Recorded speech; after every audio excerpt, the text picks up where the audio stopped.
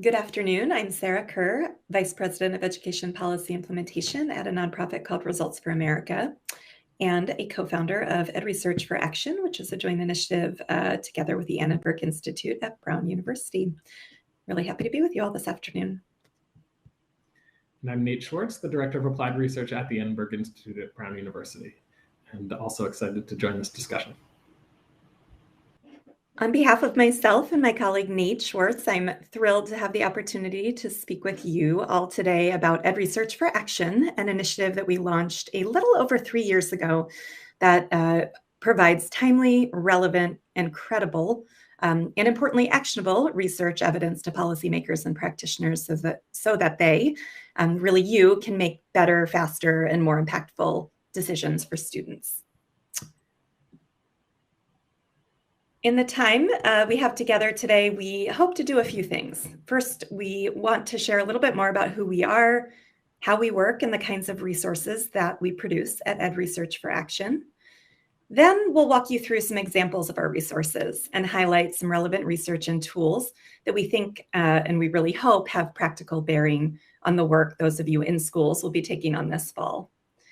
Finally, we'll make sure that you know where you can find all of our resources and how you can follow up with us on anything that you'd like more detail about. And we look forward to taking as many questions after our presentation as we have time for. A couple more quick notes here.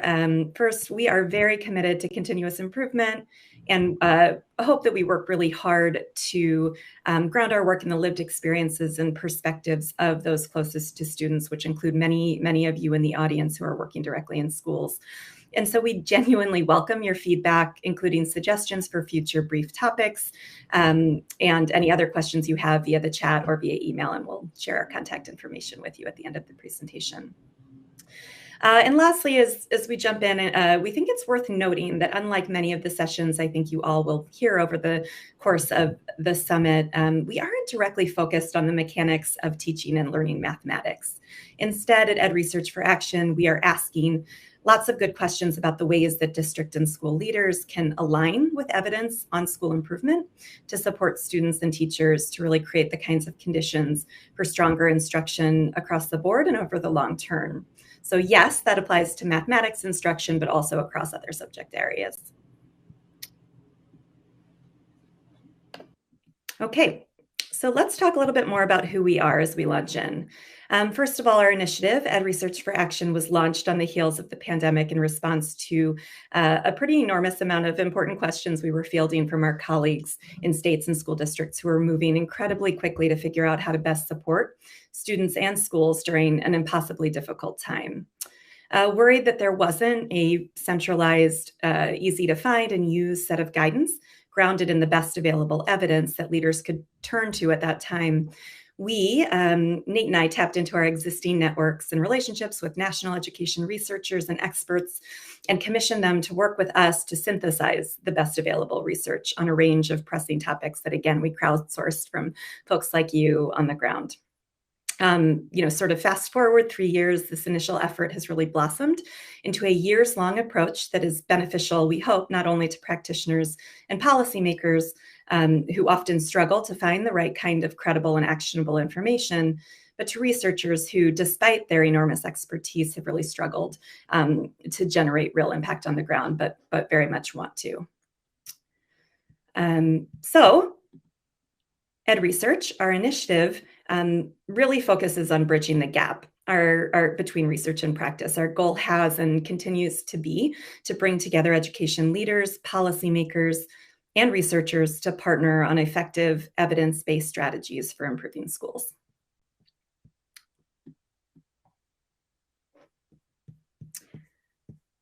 Final bit of background about our approach to sort of ground us as we move into sharing some of what we've been learning about what's happening on the ground and what the research can say to help us understand and strengthen student experiences. A little bit more about our approach. We've spent the past 3 years building out a library of dozens of research briefs and other resources that are aimed at rapidly synthesizing and presenting relevant and rigorous research in ways that feel accessible and useful to education leaders.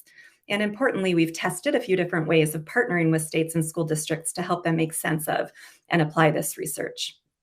In addition to the briefs and resources, we work in close partnership with school districts to apply and make sense of this information in their local contexts and to align their policies and practices with the evidence base. We've also more recently spent a lot of time working with school districts and schools themselves, collecting the right kinds of data and information so that they can understand the extent to which their evidence-based strategies are reaching the students that need those services and supports the most and are making an impact and sort of building new evidence of effectiveness over time. And importantly, we use what we and others are learning to revise our recommendations and to build a set of practice-based evidence that really reflects developing needs and ongoing learning. You can find our library of research briefs and other related resources, including our case studies, data collection guides, and information about our partnerships on our website, which we've shared a link to in our materials, and hopefully you have or will have a chance to peruse. And again, we very much invite your questions, your comments, your recommendations on future topics that we should take up based on your experiences in schools as we move forward. So I am now going to turn things over to you, Nate. Nate is going to spend some time diving into a combination of what we know about the current education landscape nationally, as well as how our resources help to identify the strongest, most relevant practices to address the most pressing issues that are facing schools and students right now. Over to you, Nate. Thanks, Sarah. And so if you advance the slide one more, I thought I'd start by trying to describe just where we are today. And as we think about that, there has been a lot of talk about the kinds of recovery that are needed and the fact that this will be a long-term process. But to us, we've been thinking a lot about the way this interacts with all the other things, all the other work that's getting done in schools, and feeling the needs beyond academics. So when you look at data from schools today, what we see is that the thing that maybe has suffered most during the pandemic is not, in my opinion, only the academics. It's actually that student and family ties to our public schools are weaker than they used to be. So just an easy data representation of this is if you look at chronic absenteeism numbers. As we know, absenteeism was all over the place during the pandemic. But following the pandemic, when schools were back open, when everything was theoretically back to normal, what we've actually seen across the country is that chronic absenteeism rose higher than it had been during the pandemic years and far higher than it had been during the pre-pandemic years. So we now have, it used to be that high schoolers were absent at by far the highest rates. They still are, but now we see elementary and middle school students absent at rates similar to where high school students were before the pandemic. And of course, we see large gaps in which subgroups are attending and which are not. We also see enrollments have dropped meaningfully in some places, less meaningfully in others, and that's partly due to demographic changes in the country. We've seen some falling birth rates, but it's partly driven by mid-pandemic school transfers. Kids' homeschool rates have risen. Some kids have transferred to private schools. And so schools are sort of facing this lack of engagement just as they are also trying to take on just the academic losses that we've seen.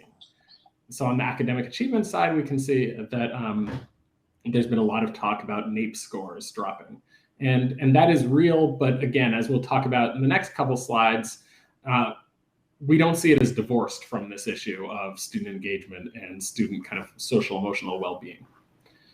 At the same time, and I want to be clear about this, I don't think the story that we see in schools today is solely a story of decline.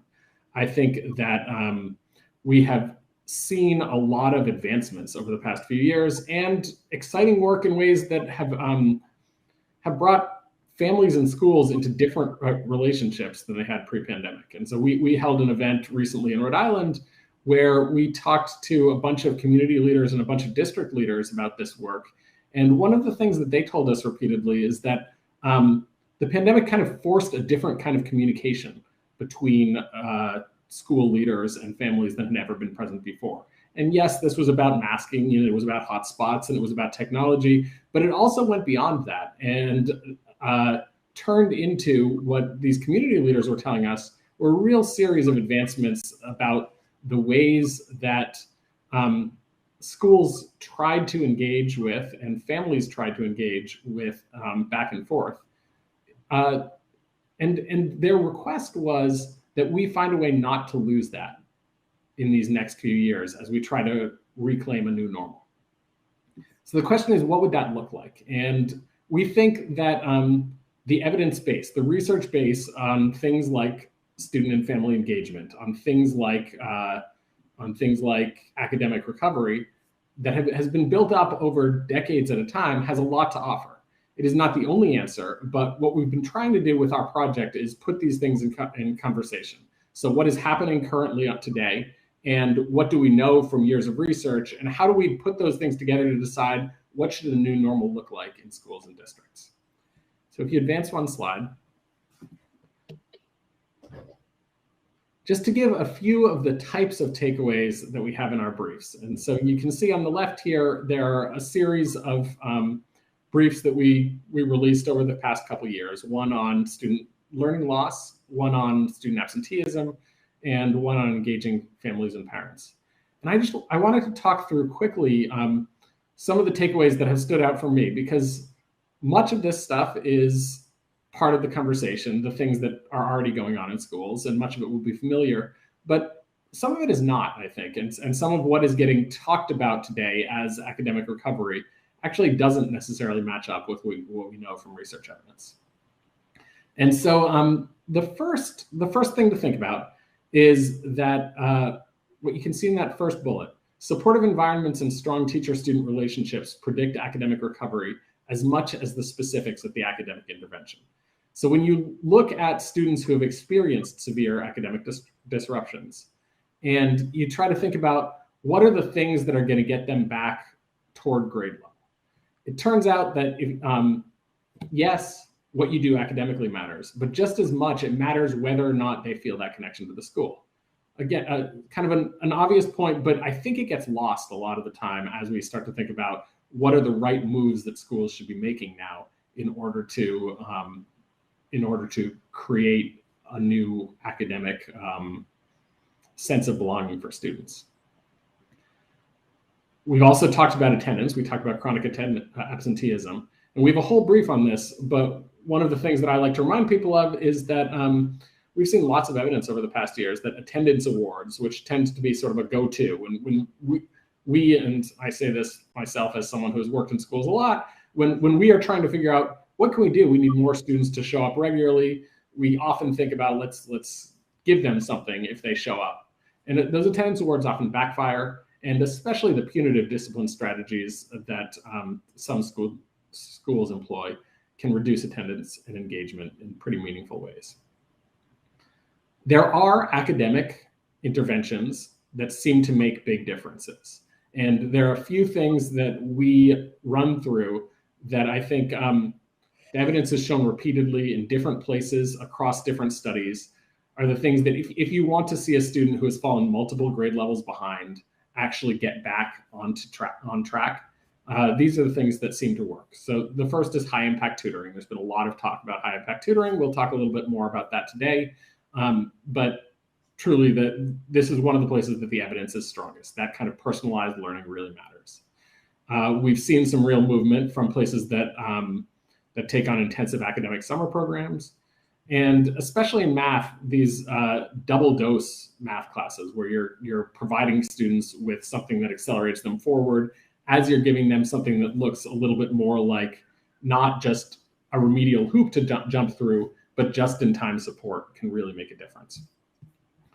And the final thing that has struck me is how much very small changes in current practice can matter to what happens next for students.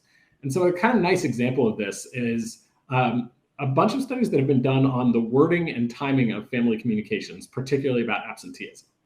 So there are a whole bunch of studies that look at truancy letters, the kind of truancy letters or truancy phone messages that get sent to families when students pass some sort of threshold.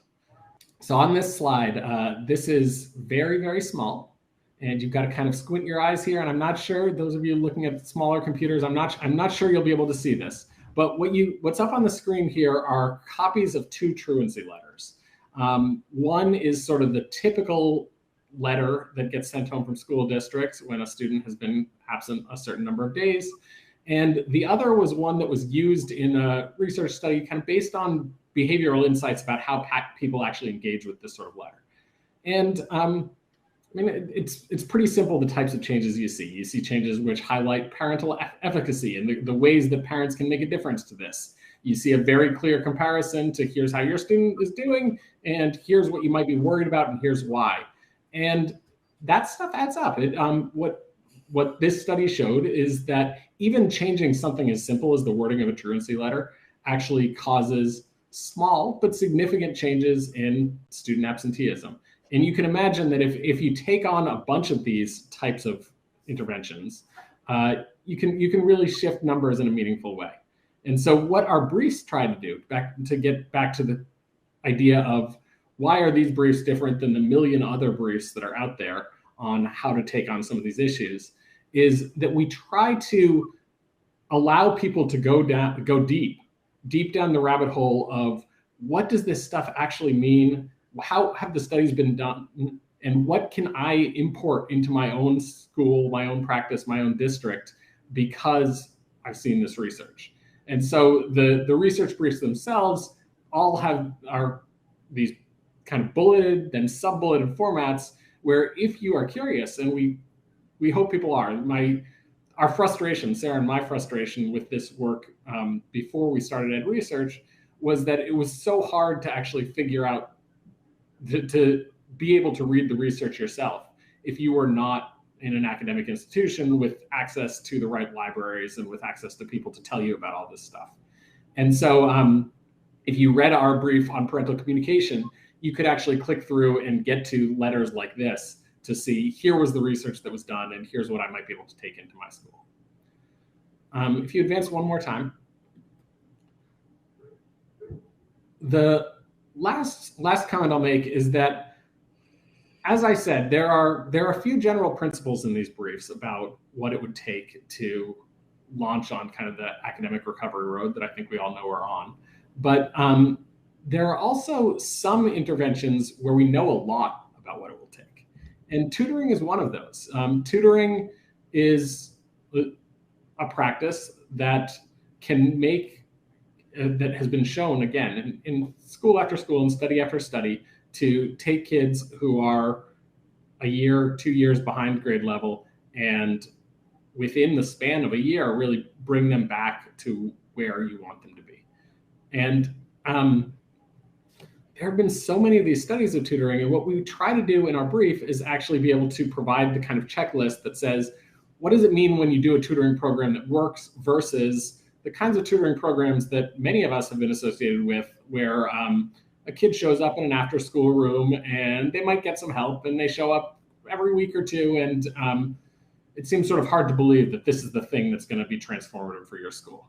And it turns out that kind of tutoring is not what we're talking about. We use this word high-impact tutoring very purposefully here.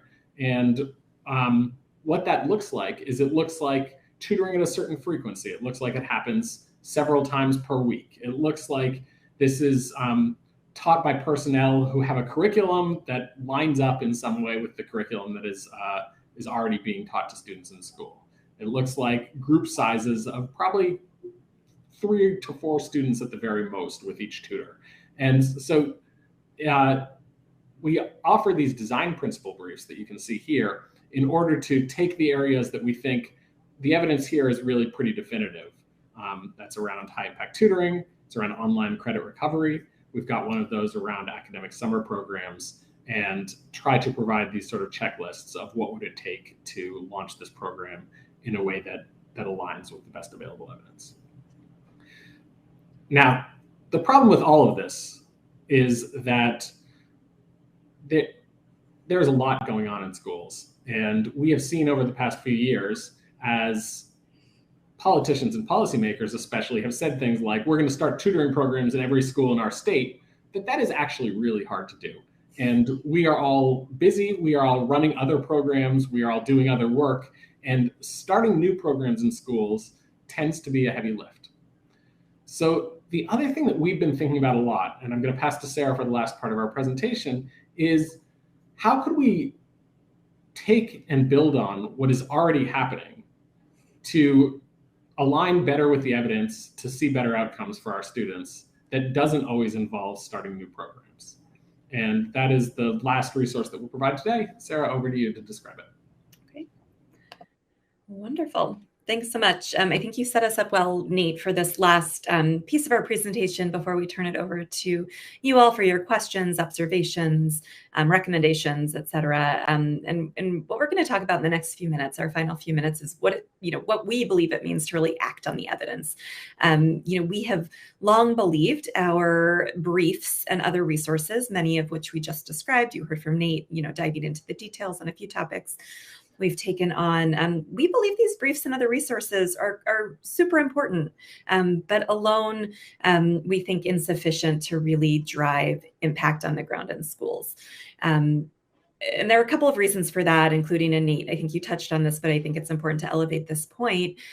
Even if we have incredibly well-studied and tested interventions or strategies like those you mentioned, tutoring is a great example, right? It's hard to find anything that has been sort of more thoroughly evaluated and consistently proven to be effective for learners, in particular, those who have been most disparately impacted by the pandemic. Even with the strongest evidence base to support a strategy, we know, based on our lived experience working in schools and those of our close partners, that context matters hugely. And context can mean a number of things, including capacity, including community voice and perspective about what parents and students really want, resources, your financials, et cetera, et cetera. And so with all of that in mind, we spent some time in the last year or so testing new models of networks and partnerships to really help us think differently and more effectively about what it means to implement in partnership with districts and schools evidence-based approaches. And one of these partnerships led us to develop something called the Act on Evidence Toolkit, which I'm going to just spend a couple quick minutes talking about. And we did this in partnership with a group called the Rennie Center for Education Policy Research. They work closely with, somewhat of an intermediary, working closely with school districts, in this case in Massachusetts. And we partnered with them to really sort of take head on this challenge of getting beyond the research evidence and really figuring out what else needs to be true in order to bring these highly evidence-based practices to life. And what does it really mean to not just sort of look at the evidence and consider it, but really act on it. So I'm going to just share a little bit of context pretty briefly to make sure we have enough time to get through all of this. But I think the context is important here. Within the context of our partnership with the Rennie Center, we were hearing from our school district partners, from their school district partners, that educators didn't really want help starting new initiatives and programs. Especially given the historic federal investment in supporting school recovery, districts had already invested time, money, and passion into new programs. And initiative fatigue, I think, is a real danger in education, as many of you are well aware. And so these districts, instead of asking for evidence to inform adoption of or implementation of new programs, they asked what they really needed help on was understanding the degree to which their existing investments and programs aligned with the evidence and were sort of being implemented in a way where they would be likely to see impacts that were seen in study conditions, and use that evidence to really strengthen the work that they were already doing. And that is really the genesis of the Act on Evidence Toolkit, which again is really meant to help district leaders and school leaders understand the degree to which their existing programs are aligned with the evidence, to help them prioritize where they want to improve and then plan for that improvement and really do the work. So we have been working with the Rennie Center in Massachusetts now for more than a year, and are really working with them and their districts to help strengthen programs they've already invested, that time, energy, and money into. And we've learned a lot about what it takes to design a tool that can be used in this way, and to implement it in partnership with districts. And one key thing that we've learned is, flexibility matters a lot. What's been really lovely is that we've seen, because of the partnerships we have on the ground, lots of different ways in which district and school leaders have sort of taken this tool and used it to help strengthen their programs. Two key ways that I'll name specifically. One is as an assessment tool to really help in particular principals understand, going into a new school year, for example, let's take stock of the things that we're already doing and really understand where we're aligned and where we're not aligned, and where we could strengthen implementation. And then it's also used as a learning tool. And so it's a way to, I think, galvanize a staff, or galvanize, whether it's in a school or a school district, around a set of research evidence that is really actionable, to build new knowledge, and then to use that knowledge to really help, again, strengthen existing programs and be super planful. And so I think what I'm going to do pretty briefly is just do a quick sort of tour of the toolkit itself. There is a lot sort of that exists within this toolkit itself that we will not get a chance to talk through in the time we have today. Again, I think you all should have links to the toolkit itself. Really encourage you to take time to peruse the toolkit. Let us know, via the chat or follow up, what questions this raises for you, and if there are ways that we can work with you to build your understanding and apply it in your context. We'd love that opportunity. Very briefly, the toolkit itself is comprised of 4 sort of individual tools that address 4 sort of big buckets or areas that we know are super important to successful schools. And the first of which is academic acceleration. Second is student mental health and well-being. The third is family and community partnerships. And finally, we have a tool that really looks at the coherence across all of the work that you're doing, because we know it's not just sort of the discrete interventions and evidence base behind them that matters to make schools really effective, but really the connection across those interventions, that is where the magic happens.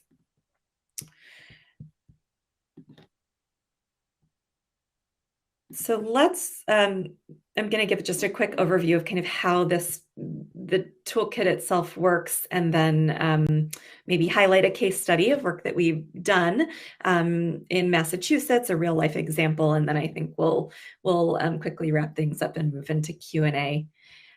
So very briefly, each of the 4 tools themselves in each of those 4 buckets starts with a self-assessment rubric that includes a set of look-fors. And those look-fors describe what strong alignment with the evidence looks like and what weaker alignment with the evidence looks like in practice.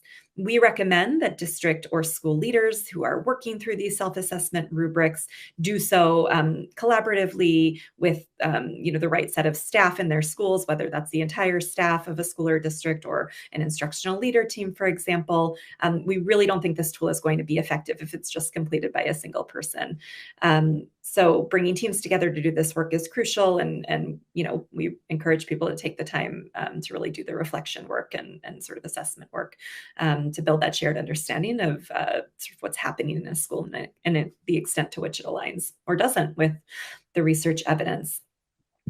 Once that self-assessment is done and sort of leadership teams or districts or schools themselves are completing the self-ratings within the rubric, the tool will then walk them or you through a process of prioritizing where you should focus improvement efforts. And again, we have found and heard from our partners that process of prioritizing, reflection and prioritizing is crucial. Nate, just a few minutes ago, talked about just the enormous number of things that any given school or district is trying to do right now on behalf of students.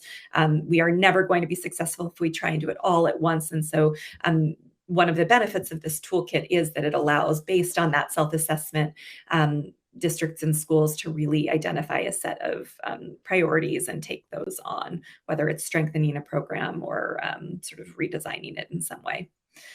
So that's a little bit of sort of how we envision this tool being used. Of course, there's a whole planning component that we won't dive into today. But the real goal is not just to sort of live in here's what the evidence says space, but to really take that evidence, understand it in the context of what you're trying to do in your school building or in your district, and then use what you learn to really strengthen the design of your programs, ramp certain things up, scale certain things back, ensure that you're reaching the right students, et cetera, again, in adherence with what we can sort of glean from the research evidence and, your own context and data that you're looking at and collecting on a regular basis. Finally, before we wrap things up and take your questions, I did want to point out a case study that I think helps illuminate this toolkit. And we're conscious that we're sharing a lot of information with you that will make much more sense if you're really kind of digging into the toolkit itself. At the outset, I think I shared that we're really excited about the potential of using the Act on Evidence toolkit, and are already seeing districts use the tool to improve the support that they're providing to students and families. And so in the materials that you have available to you electronically, we've shared a case study, which you see up here on the screen. This case study is based on a real life example of how a district in Massachusetts is using this toolkit to strengthen an instructional coaching program, which is meant to help teachers adopt a new math curriculum.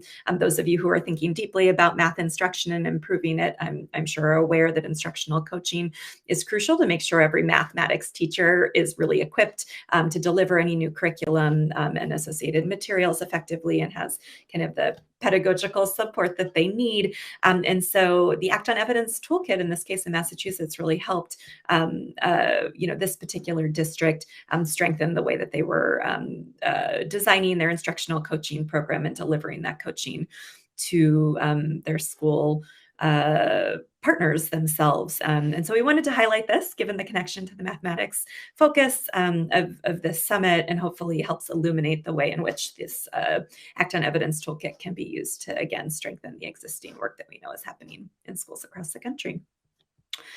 So I think without further ado, I'm going to wrap us up. Just want to remind folks that all of the resources that we mentioned, including our library of briefs and the Act on Evidence toolkit, are available in your electronic materials. We've also made sure that there is a link to our website where you can find all of this information as well. Our contact information is up on that website. We encourage you to reach out to us. If you'd like to learn more, if we can be helpful in connecting you with any of our research partners who are available and always very excited to speak with practitioners and policymakers about their expertise. And we just want to thank you and appreciate all the work that you're doing on behalf of students. Thanks so much. Hi, everyone. We're excited to be here in the live part of this. And I see one question, which is just about getting the slides from this presentation. I believe they will be shared. I would think a moderator could confirm that, but my understanding is that the slides are going to be shared with anyone who wants. Yeah. That is also my understanding. It doesn't look like I can drop links into the chat myself. Otherwise, I'd be glad to share them directly now and drop a link to our webpage where all of the briefs and other resources that we described during the presentation live. But I believe that the organizers have included links to all of those things in the materials that were made available for anyone who has been participating. So encourage folks to go back to those materials. Welcome anyone to drop other questions in there. As you have them, we have a couple topics we thought we'd tee up as we wait for folks to process and generate any questions that you might have. And it looks like, yes, you will have access to the slides after our session. So we're much more, here's a question right here. Do we have a brief about what helps students with learning differences such as dyslexia achieve more? It's a good question, Diane. So the answer is that, as we mentioned, this initiative started during the pandemic. And so early on, we did write a brief about, we worked with a lot of really great researchers actually on students with learning disabilities or differences. However, That one was incredibly pandemic focused. So that brief was written at the time when schools were remote and people were trying to figure out how do we think about what works remotely versus what doesn't work remotely. We're in the process of updating most of our briefs now. And so that's one that we are working on. We don't have it yet.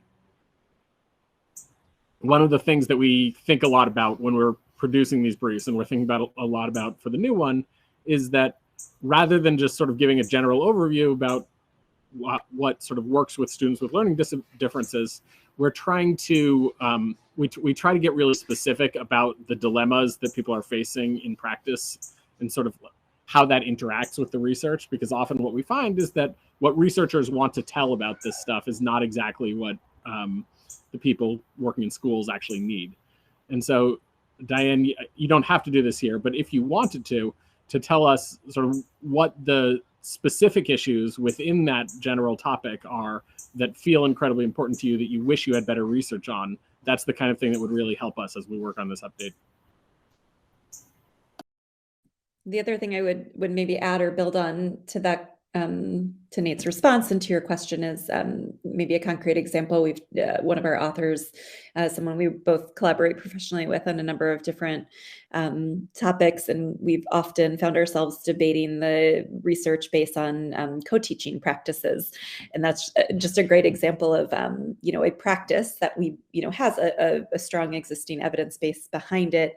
And when you sort of take the recommendations based on the research, if you are a school-based person and try and put them into practice, there are all sorts of complexities associated with really making that happen in a robust way, such that you're going to get the kind of outcomes that we would hope, and that we've seen in experiments previously. And so that's just a concrete example of what we talk about when we really want to kind of bring the research and practice worlds together for folks on the ground doing this work. Yeah, timing, Nate, on the. I think it'll be early 2024, most likely. But again, the point that Sarah's making is a good one. That Nate Jones, one of the authors of this brief, has been doing an increasing number of studies on co-teaching, and has found that even though co-teaching sort of in theory makes a lot of sense, what ends up happening in practice a lot of the time is that co-teachers are sort of shuffled off to the side of the class and don't engage in what we would call true co-teaching. And what you end up finding is that having co-teachers as the way for using your interventionists turns out not to be an ideal way. You don't see student outcomes improve in the way that you would think they would, even though you have this extra teacher in the classroom. And so as we were writing that brief, we spent a lot of time thinking about this. Oh, that's really interesting. So please do go onto our site. It says, I'm looking for evidence-based suggestions that can be integrated into an educational technology solution. You should go onto our site, because the way these briefs work, as we mentioned in the presentation, is that they have lots of links to individual research studies and to various sort of like helpful resource pages. And so the brief that you'll find there by Nate Jones has a bunch of links that you can follow to some of the best, I think, research that's been done, even though when you read the words, it will seem very pandemic focused. Looks like we're about to end. So we just wanted to say thank you. Hopefully you all have the links to our site. We are very available for there are email addresses up on that site too. If people have additional questions, we are ready to answer them. Thanks so much.